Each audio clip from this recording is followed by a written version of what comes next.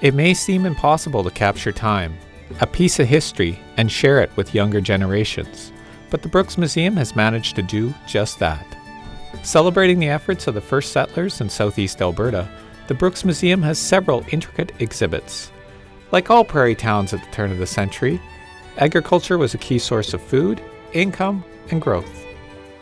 Since agriculture plays a major role in the economy of Brooks, the museum takes great pride in all of the historical artifacts we have pertaining to the agricultural field. Irrigation also plays a large part in agriculture. From the 1920s to the inception of the Eastern Irrigation District in the 1930s, they've had a large influence on how farmers water their crops and sell their crops.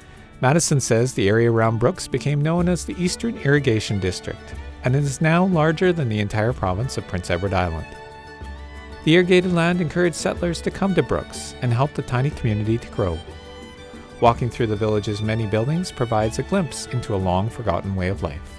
These buildings are very important because they represent the Brooks and communities area and its history. The buildings provide an opportunity for citizens to explore history in a more tangible way, instead of just reading about history or hearing about it.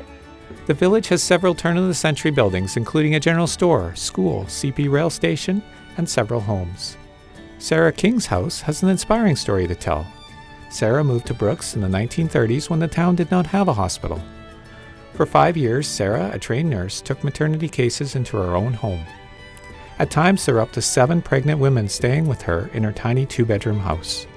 More than 160 babies were born in Sarah's home until a hospital was built in the early 1940s. We can learn a different way of life, and we can better understand the area where these communities are. We can also see the people that have helped shape the community in what it is today. Since the discovery of oil and gas in the early 1900s, waves of tradespeople have arrived in Brooks for over 100 years. The oil and gas sector is also very important as it provides a lot of jobs for members of the various communities in the county of Newell. It is one of the main economic pillars for the city.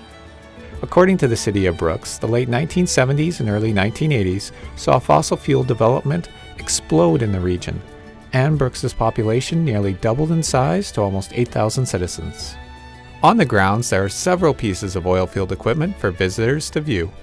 We cater to the needs of many individuals with our wide variety of artifacts, ranging from toys to sewing and to agricultural items.